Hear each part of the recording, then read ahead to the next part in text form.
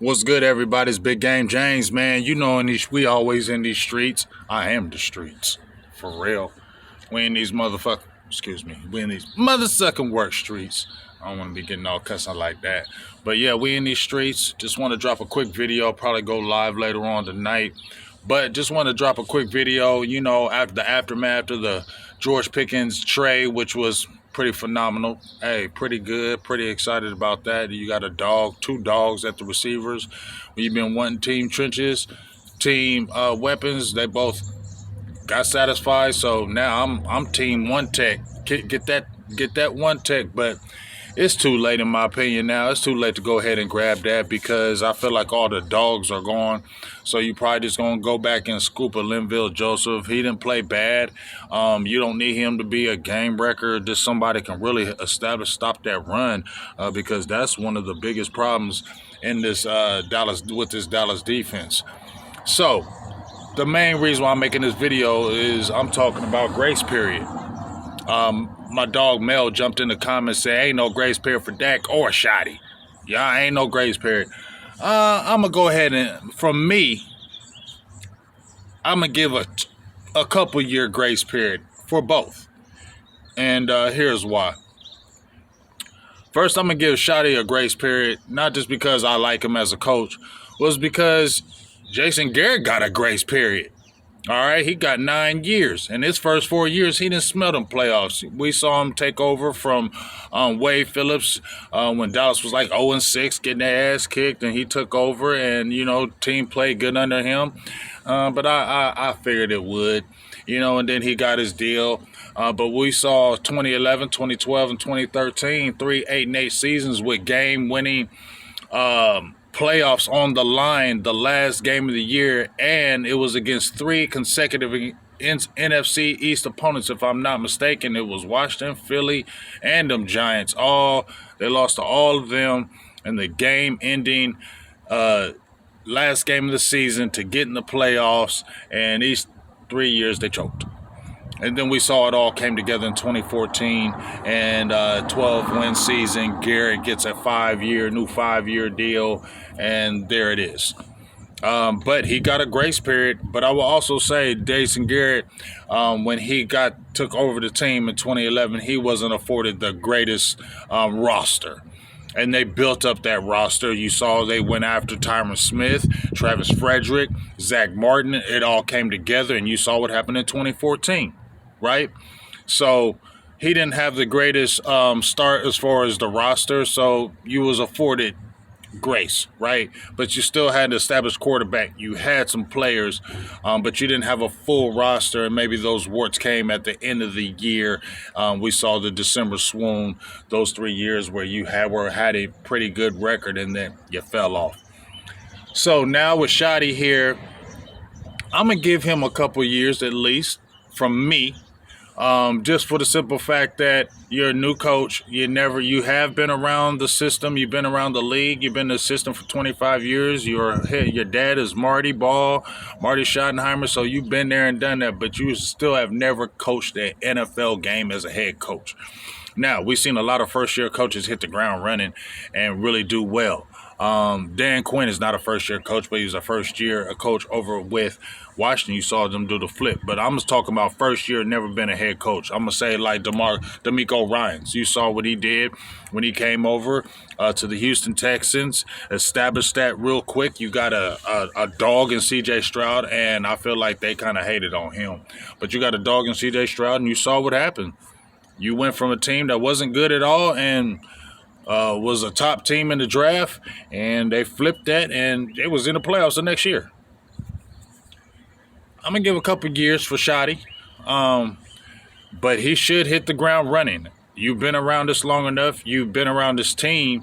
You're homegrown, and you're not coming into a compromised roster. Maybe the defense is not the greatest. It's good. I think the defense is still good, but it's obviously has question marks, but really a lot on the injury front.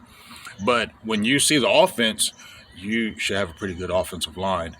You should have a doggish offensive line. I'm willing to bet that this offensive line is going to be pretty good his first year. I just feel like it is because you got a lot of good pieces already.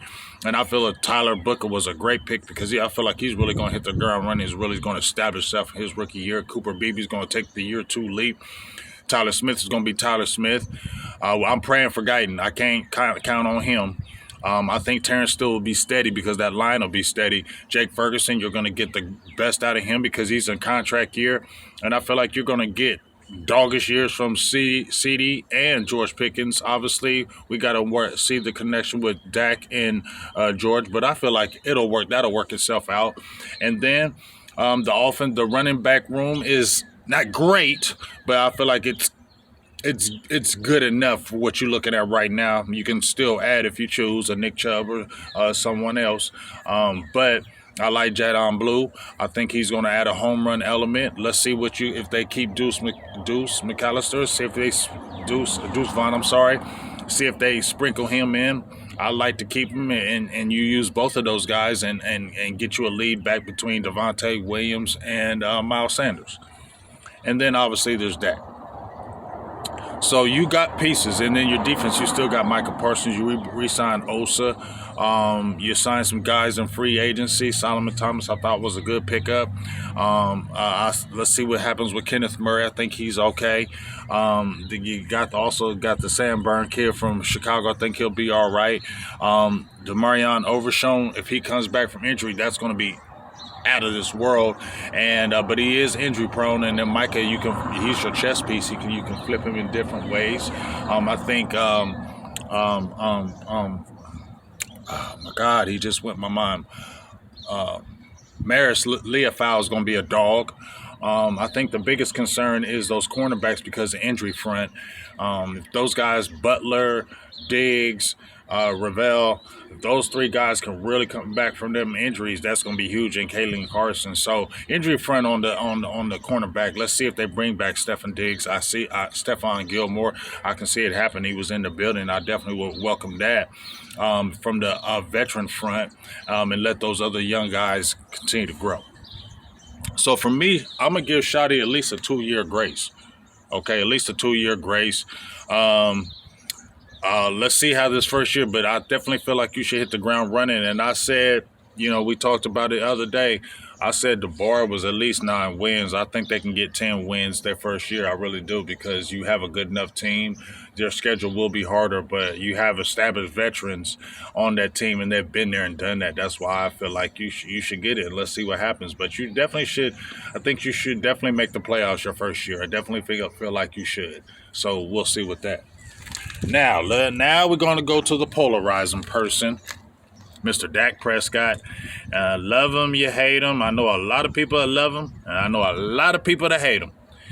What's for Dak Prescott, though? Does he have any more grace? Is his time run out with Dallas?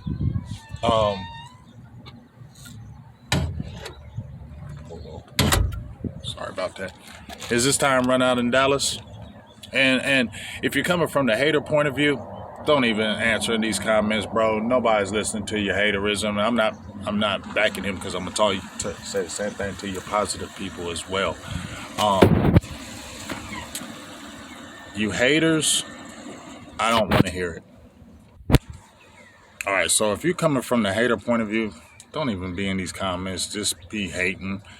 Give some real analysts on this, because I do want to hear the comments on this. But I'm going to read a couple things. You'll be able to see it maybe in the very beginning, but I'm going to read a couple things that are mitigating factors and what I agree with this article from CBS Sports, because I told you they got a lot of great writers over there. They got a lot of people who can write real good articles, so I really respect what they say. So first, this was the QB rating post-draft. They gave the 1 through 32 who the top quarterbacks are. They had Dak ranked at 14, which I think that's very fair. They said he can put up numbers with the best of them when healthy, does all the little things well from the pocket. I agree. Problem is, besides the absence of the defining late year surge, we talked about that, is he consistently off the field. I mentioned that on Twitter before the season, before he got hurt again. I said, is Dak becoming injury prone? People were like, oh, blah, blah, blah, Dak, how you going to be saying that? But yeah, he's had injuries, and then he got hurt again. So yeah, I think he's becoming injury prone. He has another injury. He's an injury prone quarterback and need to be looking at things. But it says he's been consistently off the field too. The Cowboys have played 26 games without their franchise quarterback since 2020. That's a mitigating factor. He's got to be healthy. He's got to stay on the field. He just had another season-ending injury, and you had 2 season-ending injuries in the last 4 years. You got to keep your eye on that. Sorry. And here's the thing right here, though. This is where I said I'll go. If you want to answer this on my Twitter, you can go to my Big Game James Twitter, or you can answer it here. But I'm asking real fans, not you over who never says Dak does anything wrong. I ain't asking none of y'all. I ain't asking you pure haters. I'm asking some football people here, whether you're a content creator or alike, what's the window for Dak Prescott now that you got a George Pickens? It says right here. I'm going to read this. It says Dak was, Rookie of the Year, been an MVP runner-up, selected to an All-Pro team, won multiple division titles. The Cowboys are 76-46 in Prescott starts and never had a losing season, which Prescott has started 10 games. Prescott is 32 years old, which he'll be that in July, I believe, and time is running out to deliver a championship in Dallas. With Pickens on the roster, Prescott arguably has the best 2 wide receiver duo to throw to in his career. I'm going to agree with that, even though Cooper was dog. Pickens is nasty. He has a good young offensive line. That is true, which I think is going to be very good. And a revamped running back room to prevent him throwing 40 times a game. That's what Schotty said. I want to establish the run game and physical, so we don't got that. I told you, I love Dak in 25 passes, 30-30 game. I've been said that.